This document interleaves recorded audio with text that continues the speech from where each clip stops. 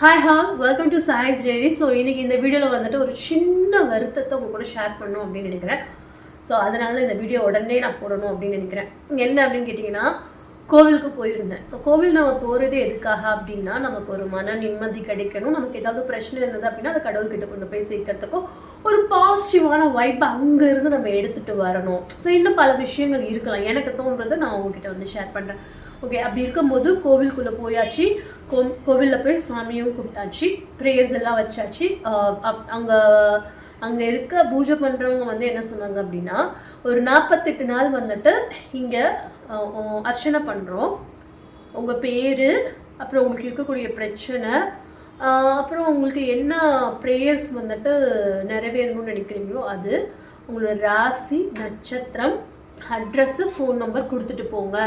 48 நாள் வந்துட்டு உங்களுக்கு இதை பண்ணுறோம் அப்படின்னு சொல்லும்போது எல்லாருக்குமே அது தோணும் இல்லையா, நமக்குமே இந்த பிரச்சனை சீக்கிரமாக முடிஞ்சிடணும். 48 நாள் வந்துட்டு பூஜை பண்ணுறாங்க, அர்ச்சனை பண்ணுறாங்க நம்ம பேரில் அப்படின்னு சொல்லும்போது ரொம்ப பிளஸ்டாக நம்ம வந்து ஃபீல் பண்ணுவோம். இதை மட்டும் சொல்லிவிட்டு அவங்க நேம் அங்கே கொடுத்துட்டு போயிடுங்க அப்படின்ட்டு. ஓகே, அங்கே போய் நேம் நோட் பண்ணிவிட்டு அந்த டீட்டெயில்ஸ் கேட்டது எல்லாமே நோட் பண்ணதுக்கப்புறம் நமக்கு ஒரு ஹாப்பியாக இருக்கும். ஓகே, நம்ம பிரச்சனைலாம் முடிய போகுது அப்படின்ட்டு. அதுக்கப்புறம் என்ன சொல்கிறாங்க அப்படின்னா, ஓகே ஒரு 500 ருபீஸ் எடுத்து வைங்க அப்படின்ட்டு. 500 ருபீஸா? எல்லாருக்குமே 500 அப்படிங்கிறது சின்ன விஷயமா இருக்காது. நிறைய பேருக்கு அது பெரிய விஷயமா இருக்கும். நிறைய பேருக்கு திடீர்னு சொல்லும் போது அந்த கமிட்மெண்ட் ஆல்ரெடி வந்துட்டு அவங்க எதுக்காவது வச்சுருக்கலாம், அவங்க கையில் இருக்கலாம், இல்லாமல் இருக்கலாம். எத்தனையோ வித காரணங்கள் நம்ம வந்து சொல்லலாம். 500 எதுக்கு அப்படின்னா, ஒரு நாளைக்கு 10 ரூபா, அப்போ 48 நாளைக்கு 480 ரூபா. ஸோ ரவுண்ட் ஆஃப் பண்ணி உங்ககிட்ட நாங்கள் வந்து 500 ரூபா வாங்குகிறோம் அப்படின்ட்டு. 500 ரூபா அவங்க சொல்லவே இல்லையேன்னு. அப்புறம் எப்படி சும்மா பண்ணுவாங்களா அப்படின்னு கேட்குறாங்க. சரிங்க, சரி 500 ரூபா அது இருக்கட்டும், இருக்கலாம், ஏற்றுக்க முடியல, இருந்தாலும் ஓகே 500 ரூபாய் இருக்கட்டும். அப்போது அவங்க சொல்கிறாங்க இல்லையா, இந்த மாதிரி வந்துட்டு உங்களுக்கு பூஜை பண்ண போகிறோம், உங்களுக்கு டெய்லி உங்களோட ராசி, நட்சத்திரம், உங்கள் பிரச்சனையெல்லாம் சொல்லி உங்கள் ஃபேமிலிக்கும் உங்களுக்கெல்லாம் செய்ய போகிறோம் அப்படின்ட்டு. ஓகே, அப்போவே வந்துட்டு பர் பர்சனுக்கு இல்லை, ஒரு ஃபேமிலிக்கு ஒரு 500 ருபீஸ் நீங்கள் சார்ஜ் பண்ணணும். இன்ட்ரெஸ்ட் இருக்கக்கூடியவங்க நீங்கள் உங்கள் நேம் அங்கே ரிஜிஸ்டர் பண்ணிவிட்டு போகலாம், இல்லைன்னா ஒன்றும் பிரச்சனை இல்லை அப்படி சொல்லலாம். இல்லை, நேம்லாம் நோட் பண்ணி முடிச்சதுக்கப்புறம் நீங்கள் 500 ருபீஸ், ஏன்னா நான் இப்போ நோட் பண்ணிட்டேன், இப்போ எப்படி நான் வந்து இதை அழிக்க முடியும் அப்படின்னு அவங்க கேட்குறாங்க. அப்புறம் வேண்டாம் வெறுப்புக்கு சில பேர் கொடுக்குறாங்க, சில பேர் இல்லைன்னு சொல்லிட்டு ஓகே இல்லைன்னா உங்கள் நம்பர் இருக்குல்ல, நான் கால் பண்ணுறேன், நீங்கள் எனக்கு ஜிபே பண்ணுங்கள், இதுதான் என்னோட நம்பர்னு சொல்லி அனுப்புகிறாங்க. சில பேர் தெரிஞ்சவங்களா இருந்தால் அப்புறமா கொண்டு வந்து கொடுங்க. இது எப்படி இருக்குன்னா, அவங்க மேலே வந்து திணிக்கிறாங்களோ, பண்ணியே ஆகணும் அப்படின்னு சொல்கிறாங்களோ அப்படின்ட்டு. ஸோ அது எப்படிங்க கரெக்டாக இருக்கும்னு எனக்கு தோணலை. ஏன்னா கடவுள்கிட்ட போகிறது நம்ம பிரச்சனையே கொண்டு போய் தீர்க்கணும்னா, புதுசாக ஒரு பிரச்சனையே அங்கேருந்து நான் வாங்கிட்டு இது நான் கடவுளை எதுவுமே சொல்ல முடியாது. அவருக்கு தெரியுதா இவங்க பண்ணுறது, இந்த மாதிரிலாம் பண்ணாதீங்க. உங்களுக்கு பண்ணணும்னு தோணிடுச்சு அப்படின்னா விருப்பம் இருக்கிறவங்க அப்படின்னு அண்டர்லைன் பண்ணிக்கோங்க. நீங்கள் அதை சொல்லும் போதே இவ்வளோ டீட்டெயில்ஸ் கொடுக்கும் போதே ஒரு சின்ன டீட்டெயில் தான் அமௌண்ட் இதுக்கு இருக்குது அப்படிங்கிறதையும், அந்த அமௌண்ட் எவ்வளோ உங்களுக்கு ஓகேனா நீங்கள் வந்துட்டு அமௌண்ட் வந்து கொடுக்கலாம். இல்லைங்கிறவங்க நேமே அங்கே கொடுக்காம போயிடலாம், ஃப்ரீன்னு நினைக்கலாம். இல்லை வந்து எல்லாருக்கும் பண்ணுறாங்கன்னு நினைக்கலாம். எல்லா கோவில்லையும் நானும் போகிற கோவில் எல்லாம் இந்த மாதிரி அர்ச்சனை ஒன்று இருக்குது, ஸோ வேணும்னா இவ்வளோ அமௌண்ட்டு நீங்கள் வந்துட்டு உங்களோட பேரை முன்பதிவு பண்ணிக்கோங்க அப்படின்னு போடுவாங்க.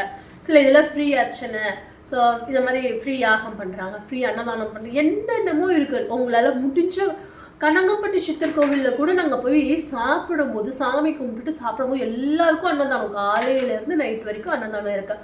அந்த இடத்துல பெரிய போர்டு, நிறைய இடத்துல அந்த கவுண்டர்ஸும் இருக்குது. அங்கே சொல்கிறவங்களும் சாப்பிடுங்க, ஃபஸ்ட்டு சாப்பிடுங்க, அதுக்கப்புறம் வந்துட்டு உங்களுக்கு தோணிச்சு, உங்களுக்கு கொடுக்கணும்னு இருந்தது அப்படின்னா நீங்கள் வந்துட்டு அன்னதான கவுண்டரில் போயிட்டு உங்களோட பேரில் பில் போட்டு நீங்கள் தாராளமாக வந்து அமௌண்ட்டை கொடுக்கலாம் அப்படின்ட்டு.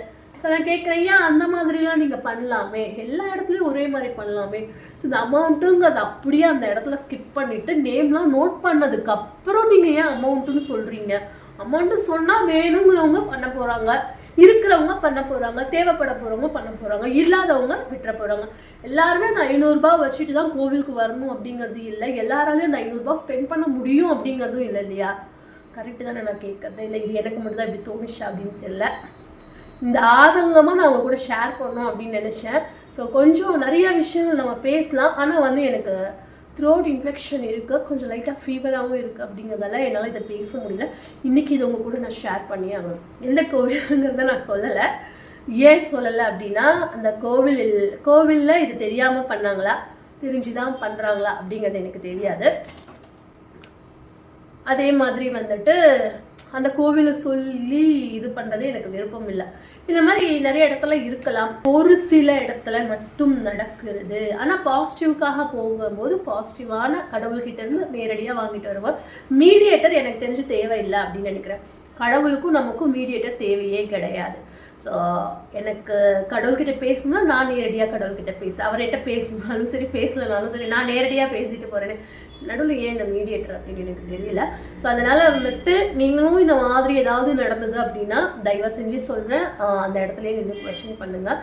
நெக்ஸ்ட்டு வந்துட்டு உடம்பு சரி பண்ணிவிட்டு வாய்ஸை சரி பண்ணிவிட்டு மறுபடியும் நிறைய விஷயங்கள் நம்ம வந்து பேசலாம். பாய்.